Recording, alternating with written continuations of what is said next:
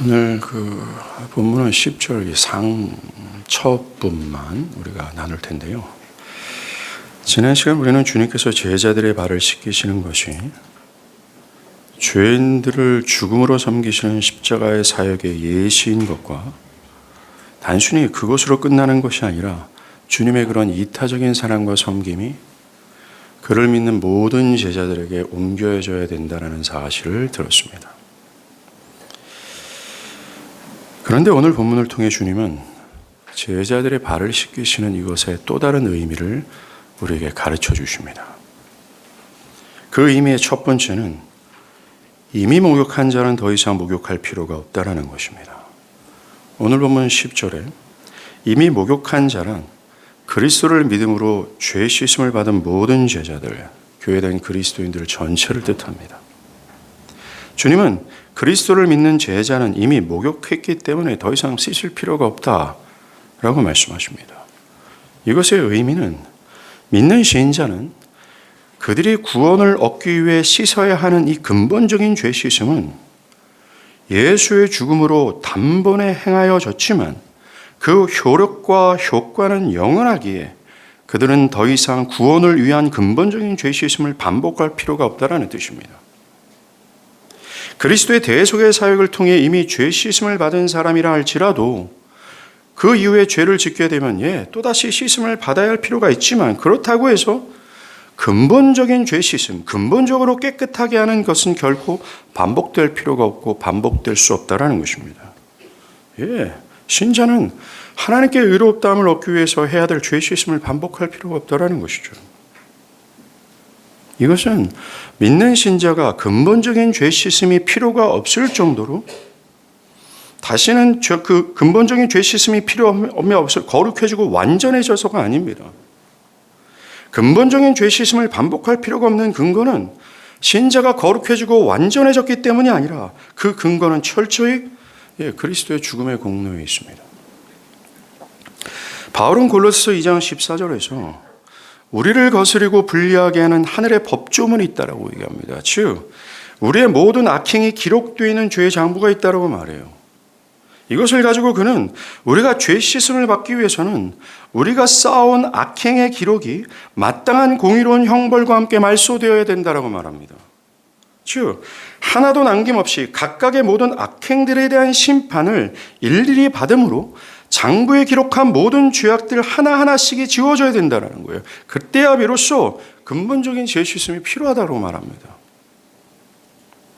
그런데 만약 우리가 하늘에 있는 우리의 죄악의 장부를 하나씩 해결한다고 한다면 그 길은 하나밖에 없습니다. 영원히 고통 많은 지옥밖에 없어요. 다시 말해서 이것은 우리의 힘으로 우리의 죄악의 장부에 기록된 모든 것을 완전하게 씻을 수 없다는 뜻입니다. 그래서 예수였어요. 예수께서 우리의 죄악의 장부를 폐기하기 위해 우리가 받아야 될 각각의 끔찍스러운 형벌과 심판을 십자가에서 대신 다 지불하시는 겁니다. 하나님은 죄인들의 죄를 십자가에 지신 그리스도께 다 옮겼어요. 그 순간 예수는 형벌받아 마땅한 나 자신이었고 반역으로 인해 하나님의 진노와 혐오스러움과 증오를 받아야 될 나와 우리 모두 자신이 되었습니다. 바울의 말을 빌리면 그가 저주를 받아야 될 나의 악행의 기록이 되어 주셨다라는 거예요. 그런 후에 하나님은 죄인들을 향했던 당신의 진노와 죄인들이 받아야 될 모든 형벌을 십자가의 그리스도께 거침없이 퍼부으셨습니다. 우리가 마땅히 받아야 될 미움과 증오와 진노와 형벌을 하나도 남김없이 하늘에 기록된 모든 죄악의 장부를 향해서 기록에 하나하나 일일이 향해서 내려야 될 모든 심판을 모두 다 예수께 거침없이 다 남김없이 부으셨어요. 그리고 우리 주님은 우리가 받아야 될 죄악의 장부에 요구하는 모든 저주스러움과 고통스러운 고난과 수치와 죽음을 다 받아내셨습니다. 그겁니다. 그것으로 말미암아 우리의 죄가 기록되어 있는 모든 법조문의 증서는 영원히 말소가 되었습니다. 이것으로 죄인들은 십자가의 단번의 죽음으로 영원토록 죄를 씻김을 받을 수 있었어요. 더 이상 믿는 죄인들은 구원을 위해 하나님께 의롭다함을 얻기 위해 근본적인 죄 씻음을 위해 무엇을 할 필요가 없어졌습니다. 그리스도께서 완전히 그들의 모든 죄에 대한 값을 다 지불하셨기 때문에 그래요. 여러분, 주님이 십자가에서 죽기 바로 직전이죠. 한마디 외치고 죽습니다. 그게 뭡니까? 내가 다 이루었다 라는 외침이었어요. 이 외침이 뭡니까? 이 외침이야말로 창세기 3장에서부터 약속하신 그리스도로 말미암는 완전한 죄 씻음을 예수 자신이 온전히 성취했다는 선언입니다. 자신이 바로 죽기 전 내가 이제 죽을 텐데 창세기 3장에서부터 하나님께서 약속했던 그를 믿는 자들은 내가 영원히 죄를 씻겨줄 거야 라는 그 모든 약속을 내가 완전히 성취했다는 외침이에요. 예수께서 죄인들이 죄 씻음을 위해 받아야 될 형벌을 모두 다 끝내셨다는 선언입니다. 더 이상 근본적인 죄를 씻기 위해 무엇을 하고 안 할 필요가 없어졌다는 거예요. 남은 일이 하나도 없다라는 선언입니다. 우리가 우리의 근본적인 죄 씻음을 위해 구약의 사람들처럼 반복해서 속죄의 양을 드리거나 반복해서 무엇을 해야 될 필요가 없다라는 선언이에요. 예수가 다 하셨기 때문에 그렇습니다. 그리스도께서 완전히 하신 그의 대속의 공로에 여러분의 믿음이나 여러분의 행위가 더해질 필요가 아무것도 없어요. 여러분의 선한 행동과 신앙적 헌신과 충성은 결코 이 완전한 죄 씻음에 더해지지 않습니다. 선한 의도나 생각, 여러분의 도덕적이고 검소하며 근면성실한 삶도 여러분을 근본적인 죄 씻음을 받을 때에 있어서 1%도 기여할 수 없습니다. 여러분들이 근본적인 죄 씻음을 영원토록 받을 수 있던 단 한 가지는 오직 그리스도의 십자가에 대해서 그거 하나밖에 없습니다. 주님은 말합니다. 근본적인 죄 씻음을 받은 자들은 더 이상 그것을 하기 위해 무엇을 할 필요가 없다 라는 이 말씀은 저와 여러분이 완전해지고 또 온전해졌기 때문에 말씀하시는 것이 결코 아닙니다. 주님의 말씀은 그리스도의 공로 때문이다 라는 걸 말해줍니다. 그리스도의 영단번의 죄 씻음은 여러분의 일렁이는 감정이나 죄악에 요동치는 여러분의 현실에 의해 좌우되지 않는다는 것을 기억하십시오. 이 근본적인 죄 씻음은 여러분의 너저분한 힘과 노력으로 좌우되지 않으며 하나님은 오직 그리스도께서 여러분을 대신해서 다 이루신 것을 근거로 그 어떤 것에서도 좌우되거나 흔들리지 않고 믿는 자를 영원히 확고부동하게 의롭다 하시는 것입니다. 여러분의 영적인 현실을 이 율법을 통해서 바라본다면 여러분들은 영락없이 절망에 빠져야 되는 것이 당연합니다. 또다시 여러분은 근본적인 죄 씻음에 필요한 존재처럼 느껴지게 될 거예요. 그래서 마치 영원하고도 완전한 죄 씻음이 사라진 것 같은 느낌을 받고 그 절망의 거인은 여러분의 전인격을 절망의 감옥으로 가두어 버릴 겁니다. 그러나 그것은 결코 신자의 참된 모습이 아닙니다. 신자의 진실한 태도도 아닙니다.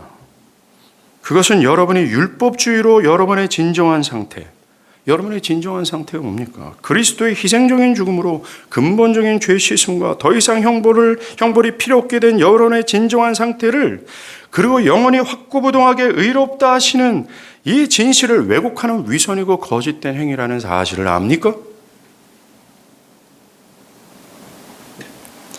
그리스도의 대속의 죽음을 무력하게 할 뿐만 아니라 소용없게 만드는 죄악이에요. 이 위선과 죄악에서 돌이켜야 됩니다. 그리고 나를 대신해서 나의 영원하고도 근본적인 죄 씻음을 십자가에서 대신 다 이루신 그리스도를 바라봐야 돼요. 그리고 그 나의 공로가 아닌 지워지지 않을 그의 공로로 내가 근본적인 죄가 그리스도로 말미암아 완전히 씻김 받았음을 기억하고 마땅히 감사해야 합니다. 그리스도께서 우리의 근본적인 죄 씻음을 완전하고도 영원히 해결하셨기에 우리의 죄 씻음과 구원은 절대로 취소되지 않습니다. 그래서 반복할 필요가 없는 것이죠. 그 어떤 존재도 신자를 그리스도의 손에서 빼앗을 수 없으며 하나님 아버지의 손에서 빼앗을 수 없습니다. 사탄마저도 빼앗을 수 없어요. 사탄은 빼앗으려고 노력하지만 결코 하나님의 자녀를 하나님 아버지와 그리스도의 손에서 빼앗을 수 없습니다. 하나님의 백성이 이 세상에 있는 동안 마귀도 세상에 있으면서 하나님의 백성을 실족해 하고 범죄하게 하여 은혜에 떨어지려 하고 그는 무진장했으죠. 그러나 신자가 가진 이 완전한 죄의 씻음은 하나님과 그리스도께서 붙들고 계시기에 그 어떤 것이 빼앗을 수 없으며 취소될 수 없습니다. 신자는 결탄코 저 영원한 나라에 들어갈 거예요. 그런데 기억할 것이 있습니다. 그것은 오늘 주님께서 말씀한 바처럼 근본적인 죄의 씻음을 가진 신자라 할지라도 발이 더러워질 수 있다는 것입니다. 그래서 발을 씻어야 한다는 거죠. 이것이 오늘 이 10절의 두 번째 교훈입니다. 이미 목욕한 자는 발밖에 씻을 필요가 없다. 이 말의 의미는 이미 목욕한 사람은 발을 씻을 필요가 있다는 것입니다. 주님은 근본적인 죄 씻음이 죄를 지었다 해서 취소되는 것은 아니지만 일상의 죄는 그때마다 회개하여 씻음을 받아야 된다는 새로운 가르침을 여기에 첨가한 겁니다. 요한복음의 저자 요한이 자신이 기록한 요한 1서에서도 동일한 진리를 말합니다. 요한 1서 1장 9절 만일 우리가 우리의 죄를 자백하면 그는 미쁘시고 우리 죄를 사하시며 우리를 모든 불의에서 깨끗하게 하실 것이요. 근본적인 죄 씻음을 받은 신자라 할지라도 일상에 범하는 죄를 회개해야 함을 주님은 더하셨습니다. 여기서 우리는 몇 가지 도전을 받을 수 있어요. 그 도전의 첫 번째는 근본적인 죄 씻음을 받은 신자라 할지라도 신자는 완전한 자가 되어진 것이 아니라는 겁니다. 주님이 근본적인 죄 씻음을 받은 신자라도 발이 더러워질 수 있다는 것은 신자들은 여전히 죄에 노출되어 있고 그것에 넘어질 수 있는 연약한 존재임을 말씀해 주시는 거예요. 신자는 성령으로 거듭나 그의 성향과 의지와 본성이 새롭게 함을 받은 자가 맞습니다. 하나님은 허물과 죄로 죽어서 내가 원하는 대로 자기의 육체의 욕심에 따라 지나며 자신을 하나님으로 여기며 그의 옛 본성을 그런 본성을 가지고 있는 사람들을 성령으로 깨끗하게 하시고 영적인 새 생명을 불어넣으셔서 하나님의 법을 따르게 하셨습니다. 그게 신자의 정체성이 맞죠. 그럼 우리가 여기서 기억할 것이 있습니다. 여러분들, 이 기독교 신앙은 말입니다. 거듭나기 전에 이 죄악된 본성과 성향과 의지를 그대로 유지한 채 기독교의 여러 가지 교리를 몇 가지 덧입히는 것이 결코 아닙니다. 거듭나기 전에 기존의 본성과 세상에 물든 견해와 정신과 그 개인의 이기적인 자기중심성과 그 개인이 세상을 향하는 삶의 방향성과 그 하나님의 말씀을 따르지 않으려는 이 고집스러운 그의 성질 등등을 그대로 유지한 채 몇 가지의 기독교교리를 덧입혀서 하는 것이 아니라는 거예요. 예전의 성향과 본성을 그대로 유지한 채 그것에 그리스도와 그의 가르침을 하나 정도 덧입는 것이 결코 아닙니다. 기독교 신앙은 에스겔 36장의 말씀처럼 맑은 물로 그 내면의 옛 본성을 깨끗하게 씻고 새 영이 되신 성령을 우리의 마음에 두셔서 우리의 하나님의 법을 즐거이 따라가도록 하는 거예요. 이렇게 새롭게 변화되기 위해서 필요한 우선순위의 전제가 뭔지 아십니까? 가장 먼저 우리의 더러운 성향과 본성과 자기중심성과 내 이기적인 마음으로 내 영광만을 추구하고자 하는 모든 삶의 방향성과 나의 기존의 죄악된 견해와 정신과 자기의 중심을 차지하고 있는 모든 우상이 산산이 부서지고 뽑여지고 무너뜨리는 것이 먼저 있어야 된다는 거예요. 모든 것이 무너진 다음에 새로운 것이 심겨지는 것이 기독교 신앙이라는 겁니다. 우리 안에 모든 옛것을 하나님께서 뽑으시고 부수시고 무너뜨리는 거예요. 그런데 오늘날 자신의 죄악된 모든 것을 끼워하는 채 기독교의 몇 가지 정서를 붙여서 신앙하는 것이 옳다라고 생각하는 사람들이 너무나 많습니다. 그렇게 해도 별다른 문제의식을 못 느끼는 사람들이 교회에 팽배하게 있죠. 아닙니다. 하나님께서 먼저 우리를 무너뜨리는 것이 필요해요. 그 무너뜨린 그곳에 새로운 본성과 새로운 의지와 새로운 감각과 새로운 삶의 방향 속으로 나아가고자 하는 이 부드러운 마음을 그 위에 심으시는 것, 이 기독교 신자와 기독교 신앙입니다. 우리가 신자가 되기 위해서는 가장 먼저 우리의 내면의 것이 무너지는 것이 필요해요. 그런데 오늘날 교회 안에 있는 대부분의 사람들의 가치관을 자신의 툭툭 튀어나오고 자신을 쉽게 장악해버리는 옛 본성을 그대로 유지한 채, 그것에 대한 문제의식도 느끼지 못한 채 내가 기독교의 몇 가지를 덧입혔다는 사실로 인해서 자신을 신자로 취급하는 사람들이 너무나 많습니다. 오늘날 사람들은 이 새롭게 되는 것을 알지 못하고 기독교 신앙을 세상의 정신과 견해, 죄된 본성이 가지고 있는 고집과 자아와 자기 중심을 그대로 유치한 채 기독교의 몇 가지 교리를 덧입힌 것으로 생각합니다. 그리고 기독교 신자는 예전의 죄된 삶과 새롭게 제시되는 신앙의 가르침이 함께 공존해도 괜찮다라고 생각합니다. 아닙니다. 예전 것이 먼저 무너지지 않으면 결코 새로운 것이 심겨지지 않는다는 사실을 기억하십시오. 하나님이 어린 나이에 있었던 선지자 에레미야를 부르실 때 그 부르심을 받은 선지자에게 준 사명이 바로 그것이었어요. 나는 너를 통해 먼저 부수고 뽑고 무너뜨리겠다. 그곳에 내가 다시 건설하고 다시 심고 다시 세우겠다 말씀하십니다. 이게 기독교 신앙의 논리예요. 하나님은 믿는 자를 그리스도와 함께 연합하여 그의 옛 본성과 성향과 자기중심성을 십자가에 못 박혀 죽으시고 그리스도와 함께 새로운 피조물로 다시 부활케 하셨어요. 이게 구원입니다. 그동안 죄를 사랑하고 죄를 탐닉하고 죄를 미워하지도 않았던 그 사람을 전적으로 변화시켜서 죄를 미워하고 죄 안 짓기를 바라고 죄와 싸우기를 갈망하는 마음으로 새로운 사람으로 빚으신 거예요. 그래서 처음 신자들은 이렇게 성령으로 거듭나서 막 죄를 깨닫고 죄를 미워할 뿐만 아니라 자신을 죄에서 건지신 이 그리스도를 끊임없이 사랑하는 그런 마음의 상태가 계속 유지될 거라고 생각을 합니다. 나는 더 이상 죄를 짓지 않을 거예요. 죄를 나는 더 이상 이렇게 넘어가지 않을 거예요. 나는 죄를 사랑하지 않을 거예요. 라고 말합니다. 그런데 곧 죄의 힘이 그를 사로잡아오는 것을 경험하게 돼요.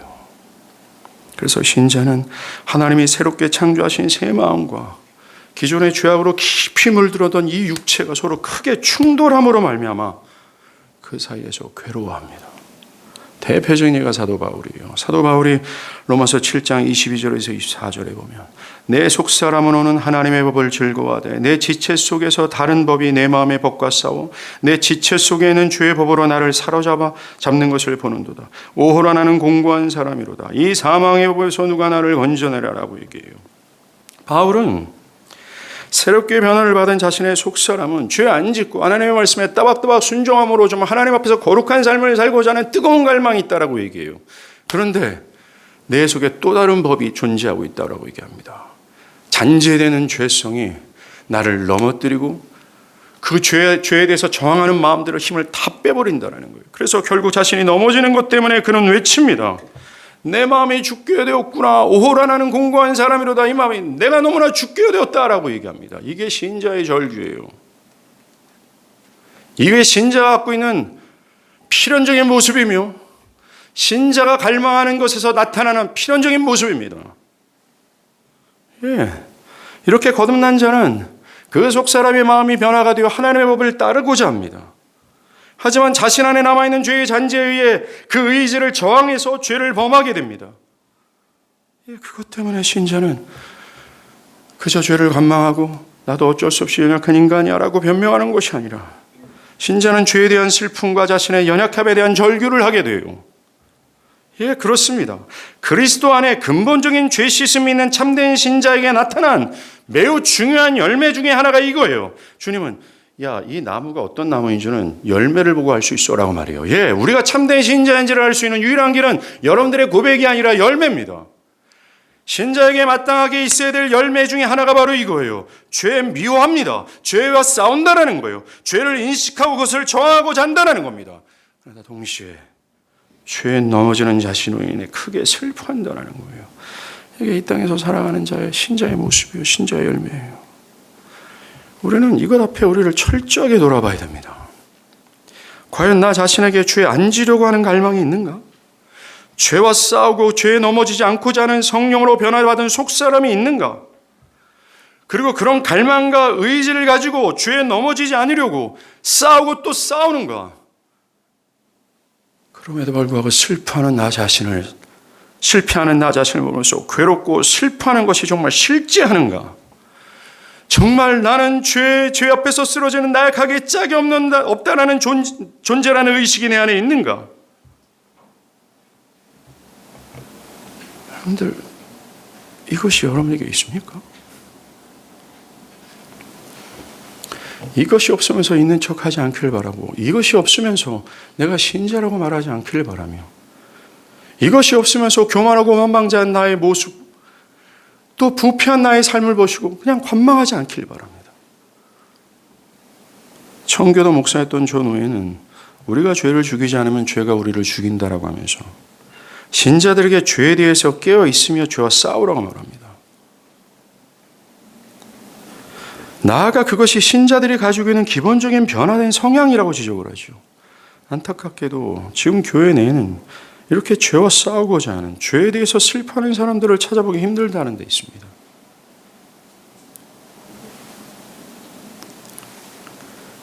자신의 죄를 범하고 있다는 것조차 인지하지 못하는 사람들로 허다해요.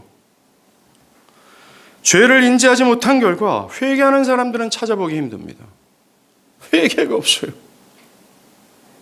신자에게 있어야 될 마땅한 그것이, 자연적인 열매가 없다는 겁니다.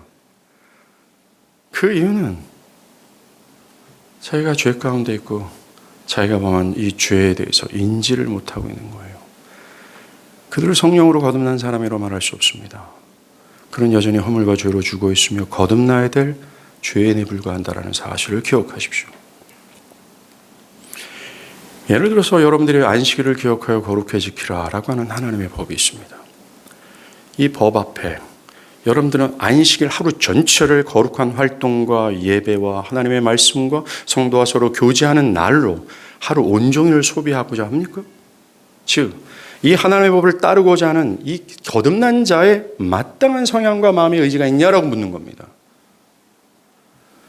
그런데 오늘날 이 단 한 가지의 법을 향해서 그것을 온전히 순종하고자 하는 갈망과 의지가 없은 채 11시에 한 번 예배를 드려 제껴버리고 그 11시에 한 번 예배를 드리는 자신에 대해서 아무런 죄의식과 부족함을 느끼지 못한 채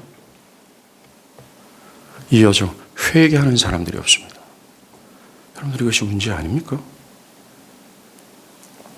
자신의 신앙의 스탠스를 옳다라고 여기며 자기가 분명히 하나님의 말씀에 불순종한 죄악이 있음에도 불구하고 그것이 죄가 죄인지도 모르는 채 살아간다라는 거죠. 그래서 나는 그리스도 안에 있는 자입니다 라고 자부하는 겁니다. 그게 바로 마태복음 7장에 주여 주여 하는 자마다 다 천국에 들어갈 수 없다라는 주님의 말씀에 그런 사람들을 겨냥하고 있다는 걸 기억하셔야 돼요.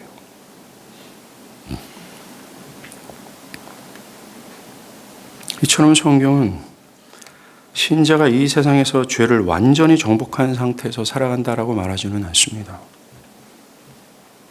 결코 신자는 이 땅에서 완전히 거룩해지지는 못해요.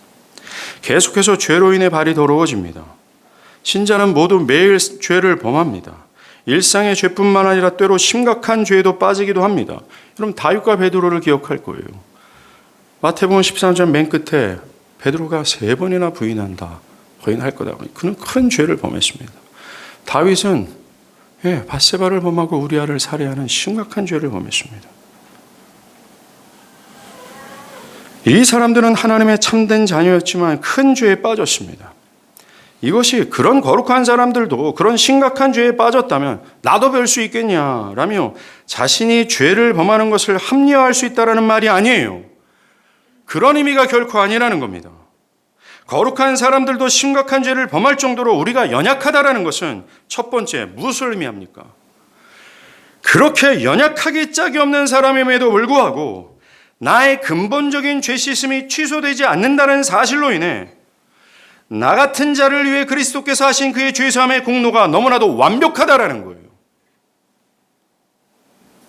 나약하게 짝이 없어 하나님께서 주신 은혜가 무궁함에도 불구하고 하나님 배신 때려져 버리고 죄의 달콤함에 빠져 있는 그런 사람들에게도 근본적인 죄 씻음이 다시 반복할 필요가 없을 정도로 예수의 공로가 완벽하다라는 거예요. 신자가 하나님께 영원히 의롭다함을 받는 것이 신자의 어떠함에 달려있지 않다라는 것이 확실하게 보입니다. 신자의 옳은 행실이나 심각한 죄를 범한다고 해서 근본적인 죄 씻음이 취소되지 않는 것은 하나님께서 그런 것으로 좌우되시는 분이 아닐 정도로 언약에 신실한 분이라는 겁니다. 내가 그렇게 하겠다라고 하신 하나님은 영원토록 신실한 분이라는 사실의 증명이에요. 여러분들, 그렇다고 거룩하신 하나님께서 신자들이 범하는 죄를 미워하지 않고 그것을 옳다 인정하시는 것이 결코 아닙니다. 하나님께서 그렇게 거룩하심에도 불구하고 신자의 근본적인 죄 씻음을 붙들고 계시는 것은 철저히 그리스도의 공로에 기반하네요. 당신의 아들의 죽음을 두고 있는 겁니다. 그리스도께서 그들의 죄를 영원히 씻으시고 하나님 아버지는 그리스도를 믿는 그들을 그리스도의 죽음으로 맺어진 언약을 근거로 내가 영원토록 긍휼과 용서를 부으실 거야 라는 그 약속 때문에 그래요. 그리스도를 찬양해야 됩니다. 하나님을 높여야 되는 거죠. 그리고 이 거룩한 사람들도 이렇게 심각한 죄를 지을 수 있다. 이 말의 두 번째 교훈은 그리스도의 근본적인 죄 씻음을 받았음에도 불구하고 신자는 죄에 무너질 수 있다는 것을 보여주는 거예요. 가장 거룩한 사람이라 할지라도 흠이 있고 죄로 오염될 수 있습니다. 그러니까 우리가 주님 앞에 우리 자신을 낮춰야 될 이유가 너무나도 많은 거예요. 어떤 분들은 우선 왜 하나님은 자기 백성들이 모든 죄로부터 보호하시고 죄 안 짓도록 인도하지 않습니까? 왜 죄를 짓도록 허용하십니까? 라고 묻습니다. 분명한 이유 한 가지는 하나님의 백성을 계속 겸손케 하려 하시기 때문입니다. 하나님의 백성 중 그 누구도 자신을 자랑하는 사람 없게 하시려고, 그래서 그들이 구원받는 것이 진짜 전적인 은혜다라는 것을 깨닫게 하시기 위해서 우리가 죄를 짓는 것을 허용하시는 것이고 죄 앞에서 우리를 완전하게 보호하지 않는다라는 거예요. 여러분들, 바울이 로마서 7장에 죄로 인해 탄식하고 슬퍼한 이후에 그 슬픔과 탄식 속에만 갇혀 있었습니까? 그렇다면 바울은 참된 신자가 아닐 겁니다. 그는 곧바로 로마서 8장에서 뭐라고 얘기해요? 그래서 예수였구나라는 것을 깨닫습니다. 죄에 넘어지는 나약하고 여전히 부패한 자신을 발견한 바울은 그렇구나, 예수께서 나를 대신해서 나의 모든 죄를 근본적으로 씻어주지 않았다면 나는 불가능한 죄인이구나. 내 힘과 노력으로는 절대로 하나님 앞에 의롭다함을 받을 수 없을 만큼 나는 정말 무능력하고 불가능한 존재구나. 그렇구나, 하나님께서 그리스도의 죽음을 걸고 영원히 죄 씻음을 취소하지 않겠다라는 언약을 하지 않았다면 내 힘과 노력으로는 결코 지옥에 떨어질 수밖에 없는 존재구나. 그래서 예수구나. 그래서 하나님의 언약 때문에 내가 여전히 생존할 수 있는구나. 그래서 예수를 붙들었어요. 그렇습니다. 이것이 하나님께서 우리가 죄를 짓도록 허용하시는 것이고 죄에 대해서 우리가 완벽하게 우리를 보호하지 않는 이유가 되는 겁니다. 그래요. 그래서 그 어떤 신자도 자신을 자랑할 수 없어요. 절대로 교만할 수 없다는 것입니다. 이 죄 씻음에는 여러분의 공로가 기여하지 않았을 뿐만 아니라 지속적인 죄 씻음을 받아 하나님 앞에 여전히 의롭다함을 받는 그 이유도 여러분의 노력도 여러분의 행위에 근거하지 않아요. 내가 그렇게 할 거라고 하는 일방적인 하나님의 약속을 근거합니다. 그것 앞에서 우리를 어찌 높이 평가할 수 있으며 우리의 신앙적 행위 또 도덕적인 행위를 통해서 우리를 자랑할 수 있어요? 아닙니다.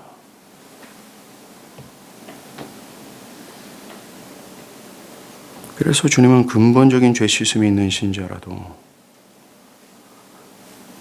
죄 앞에 나약하게 죄를 범하게 되며 그 범한 죄를 회개해야 된다라고 오늘 말씀하십니다.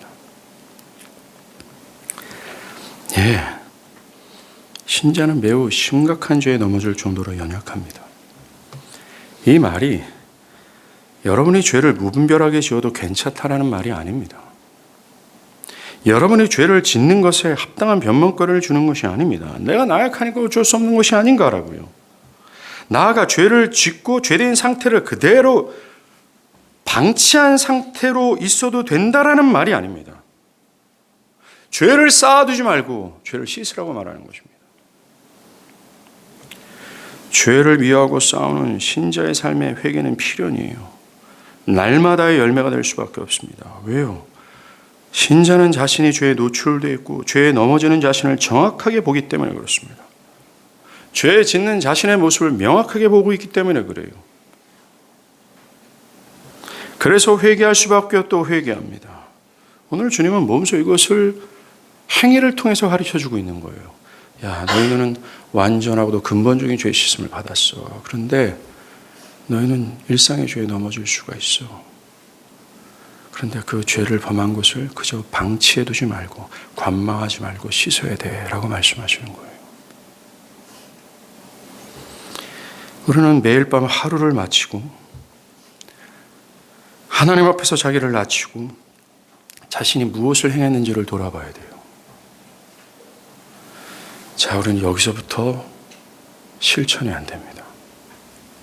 즉, 무서운 말이죠. 내 안에 거룩하고자 하는 열망이 없다라는 거예요.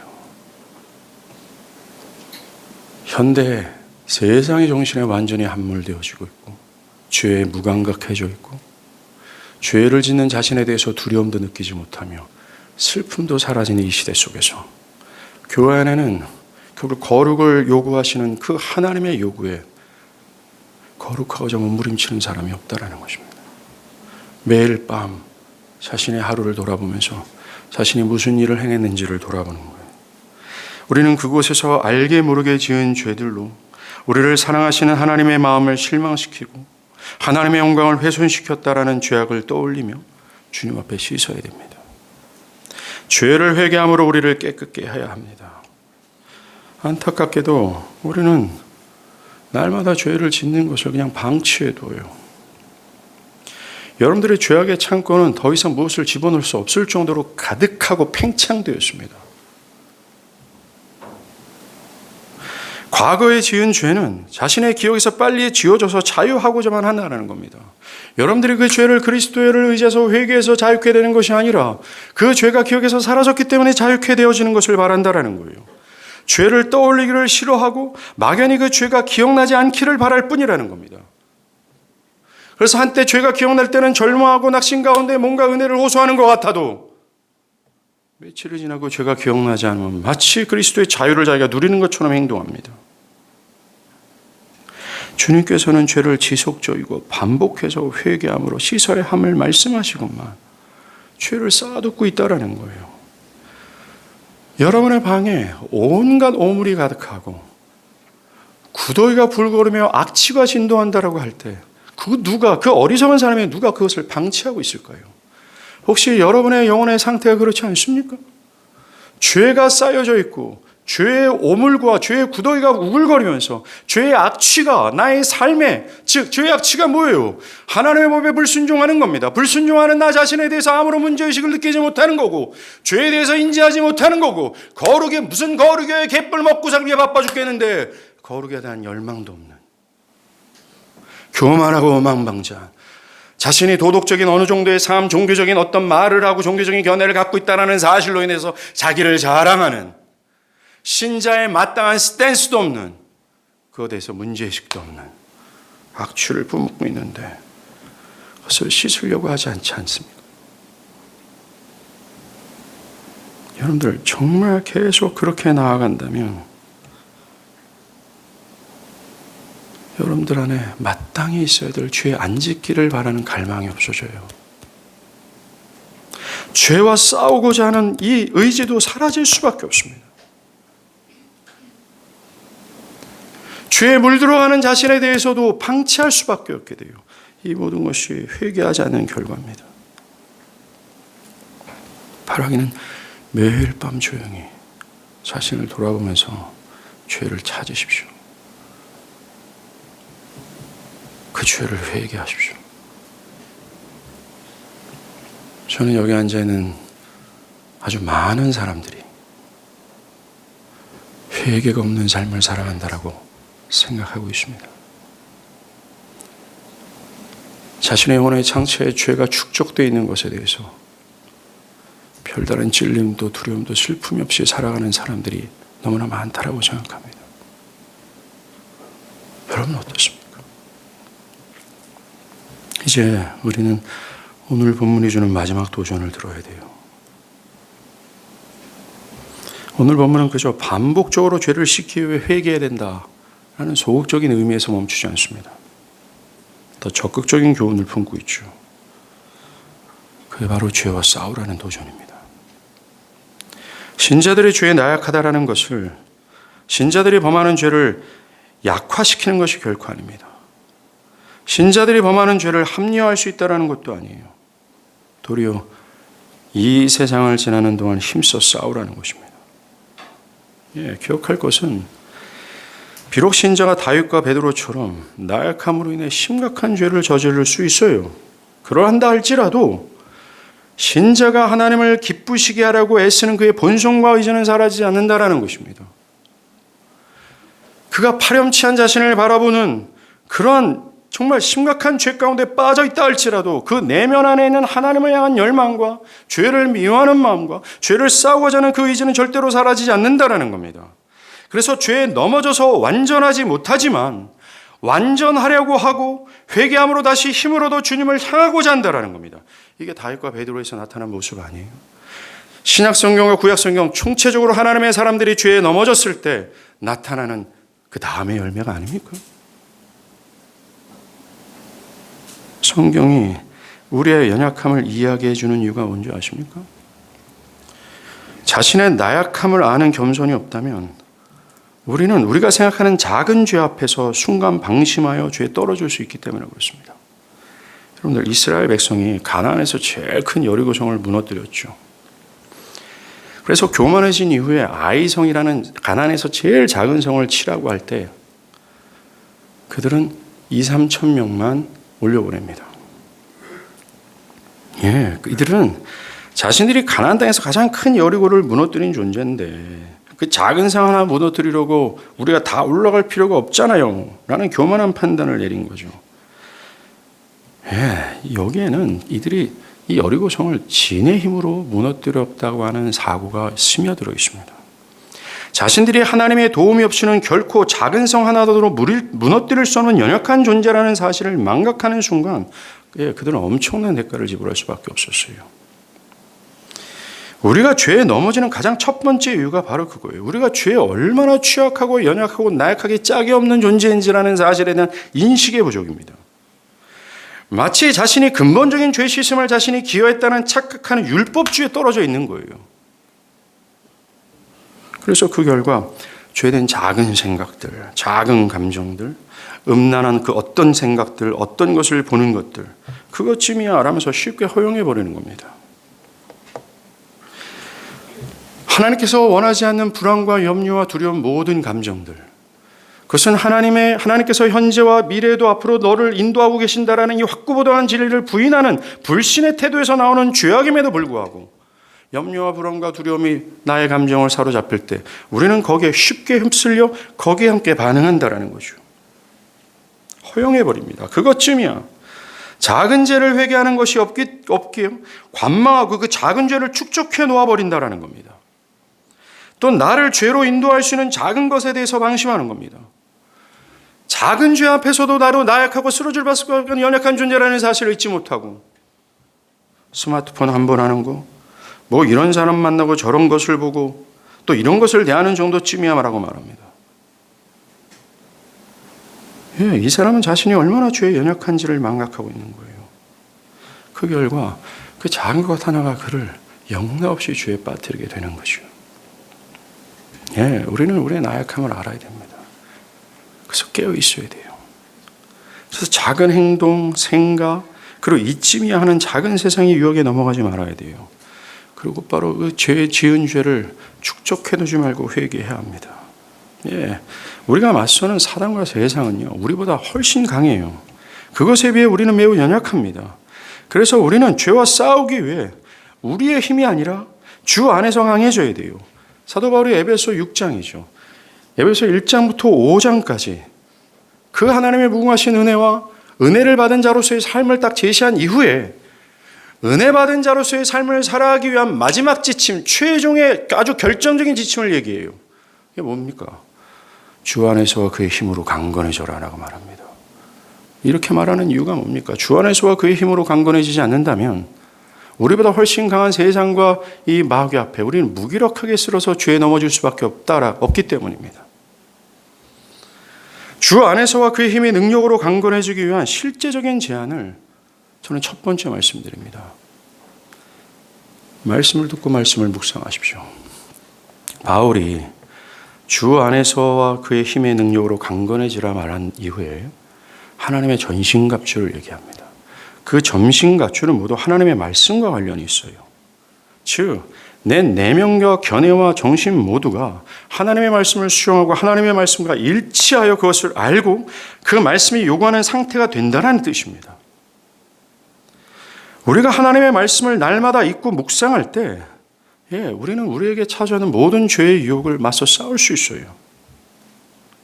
여러분들이 들려지는 말씀에 귀를 닫는다면 여러분들은 절대로 죄와 맞서 싸울 수 없습니다. 우리가 그 하나님의 말씀을 아침이든 저녁이든 점심이든 이 말씀 속에서 계시하는 하나님의 영광을 보고 그 뜻을 깨닫고 그것으로 말미암아 우리 내면이 무장이 될 때 우리는 악한 날 죄의 유혹에서 이겨낼 수가 있어요. 사도 바울이 악한 날을 위해서 주 안에서 강건하라고 얘기했거든요. 즉 하나님의 말씀으로 무장하라고 말했거든요. 여기서 말하는 악한 날이란 괴로움이 더해서 힘들고 고난이 많아 고통스러운 날을 의미합니다. 정말 나쁜 날이죠. 욥처럼 몸이 질병에 걸려 고통스러울 때입니다. 그때는 마음마저도 힘이 들고 하나님을 잃어버릴 수 있는 상태가 되는 거죠. 또 감정이 어려울 때입니다. 다른 날보다 무기력해 느껴지고 절망감이 몰려올 때입니다. 그때 우리는 신앙의 의미가 느껴지지 않고 신앙에 대한 의욕이 없어져 버리는 겁니다. 악함이 나를 짓누를 때는 거죠. 마귀의 공격이 나의 감정을 사롭고 흔들 때입니다. 이 악한 날 마귀는 약해져 있는 우리를 넘어뜨리고자 기승을 부려요. 바울은 이 악한 날을 겨냥해서 여기서 싸워 승리하기 위해서는 너희가 주 안에서 강건해져야 돼. 성경을 집어들어라 라고 말하는 겁니다. 그때를 대비하기 위해서 우리는 부지런히 성경을 읽고 배우고 연구하고 묵상해야 돼요. 여러분의 정신이 연약해서가 아닙니다. 의지가 더 약하기 때문도 아닙니다. 다른 어떤 것이 아니에요. 진리가 결핍되어 있기 때문에 그렇습니다. 하나님을 아는 지식이 결핍되어 있기 때문에 그래요. 그래서 흔들리고 넘어지고 실패하는 겁니다. 특별히 악한 날 여지없이 무너지는 이유가 그겁니다. 그러니 날마다 성경을 읽고 묵상하는 것을 중단하지 마십시오. 들려지는 계시의 말씀에 귀를 닫지 마십시오. 말씀을 듣는 것이 여러분의 영혼이 강건할 수 있는 최상이며 마지노선과 같이 중대한 거예요. 그러냐 아무리 힘든 상황이 있더라도 절대로 귀를 닫아서는 안 됩니다. 말씀에 귀를 닫는 것은 여러분의 영혼을 향한 자살 행위나 마찬가지인 거예요.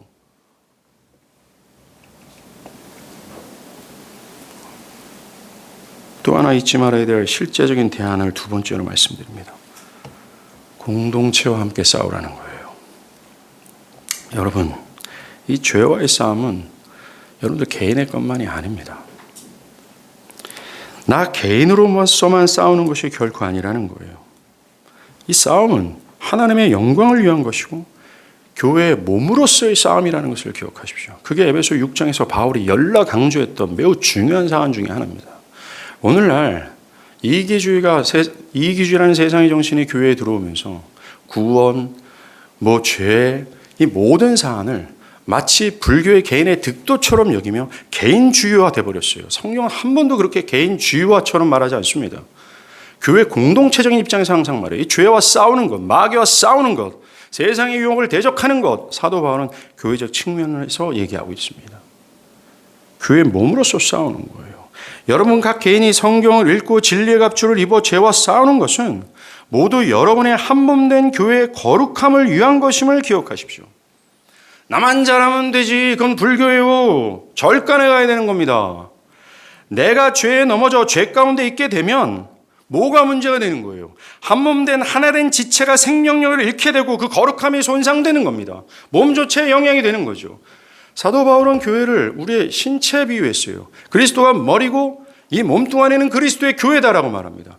그리고 교회 각각의 신자들은 하나하나의 지체라고 말합니다.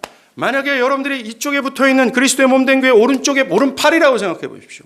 이것이 더러워졌어요. 이것이 썩고 있습니다. 죽음의 구더기가 물거리고 있어요.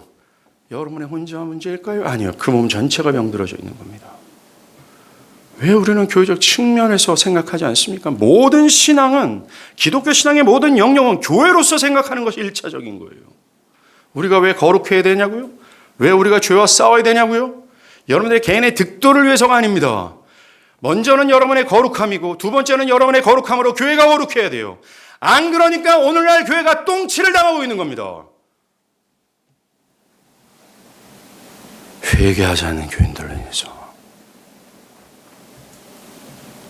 이번에 있을 수련회가 정말 좋은 예가 될 거예요. 여러분들, 우리가 기도하고 있는 것 중에 하나가 교회 한 사람도 예외되지 않고 모두가 수련회에 참여하는 것을 위해서 기도해요. 왜 그럴까요? 그저 개인이 은혜 받고 회복되기 위해서가 아닙니다. 그 목적은 더 깊고 고상해요. 뭡니까? 공동체가 죄와 싸울 수 있는 힘을 얻는 하나의 일환이에요. 공동체가 더 거룩해질 수 있는, 강건해지기 위해 한 사람도 빠짐없이 다 참여하라는 겁니다. 한 지체가 거룩해야 되기 때문에. 누군가가 이 전선에서 뒤로 물러날 때 공동체 교회는 사이가 떨어지죠. 그러하게 힘써 말씀 앞에 서서 죄와 싸울 수 있는 힘을 얻어야 됩니다. 왜요? 우리가 다 강건해져야 되기 때문에 그래요. 여러분들이 그러기 위해서는 각각 지불해야 될 것이 있습니다. 여러분의 사업과 직장의 문을 잠시 닫아야 돼요. 그리고 각자 나름대로 가지고 있는 계획과 약속을 뒤로 미뤄야 합니다. 그래서 어떻게 해서든지 시간을 확보해서 수련회 첫 시간부터 말씀 앞에 서야 돼요. 그리고 불편함을 감수해야 됩니다. 이번 수련회 장소는 편할 수도 있습니다. 근데 어떤 분들에게는 자는 것이 불편할 수 있죠. 그것을 감수해야 돼요. 아침에 일찍 일어나는 것, 평소 때 여러분들 10시에 일어나는 분들에게 그 불편함을 감수하는 것을 요구합니다. 지금까지 자신의 스케줄대로 움직였던 어떤 통제 속에서 그것에 복종해야 되는 것이 필요해요. 여러분들이 죄와 싸우게 강건해지기 위해서는 여러분들이 어떤 헌신과 희생이 지불돼야 된다는 거예요. 여러분들이 여전히 자기중심성에서 내가 편하는 대로, 내가 하고 싶은 대로, 내가 옳다고 생각하는 바대로 그렇게 생활해 보십시오. 여러분은 절대로 강건할 수 없으며 거룩해질 수 없습니다. 죄 앞에서 무기력해질 수밖에 없어요. 죄에 동조할 수밖에 없고 그 죄를 지금도 탐닉하고 있을 거예요. 죄의 상태를 알지 못하고 죄가 자신의 영혼에 죄가 축적되어 있다는 사실도 인지하지 못한 채 죄를 더러워하는 것이 아니라 죄를 기뻐할 겁니다. 사랑하는 여러분, 오늘 본문은 주님이 8절에서 베드로에게 내가 너를 씻지 아니하면 네가 나와 상관이 없다라는 이 말씀과 관련이 있어요. 즉 그리스도를 믿어 근본적인 죄 씻음이 없이는 주님과 상관이 없다라는 겁니다. 그는 그리스도께 속한 자가 아니는 불신자라는 얘기죠. 그리고 오늘 주님은 한 가지 말씀을 더합니다. 그것은 뭡니까? 너가 죄를 미워하고 죄 안 짓기를 갈망하며 죄와 싸우고 죄를 끊임없이 회개하는 것. 만약에 그것이 없이 죄와 싸우려 하지도 않고 죄를 그저 관망하고 죄 씻기를 위해 회개하지 않는다면 너와 나는 상관이 없다라 말합니다. 그는 그리스도 안에 있는 자가 아니에요. 불신자라는 거죠. 오늘 성경은 우리에게 중요한 도전을 줍니다. 바라기는 나 같은 죄인을 위해서 그렇게 희생하시고 나를 죄와 사망에서 건지신 그리스도의 은혜를 좀 기억하고 하나님이 미워하시는 죄와 힘써 싸우고 거룩을 향해 더 힘을 내라는 말씀이에요. 주님은 오늘 직접 행위를 통해서 우리에게 던졌습니다.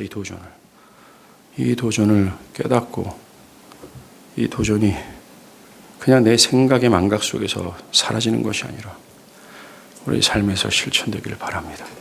기도하시겠습니다.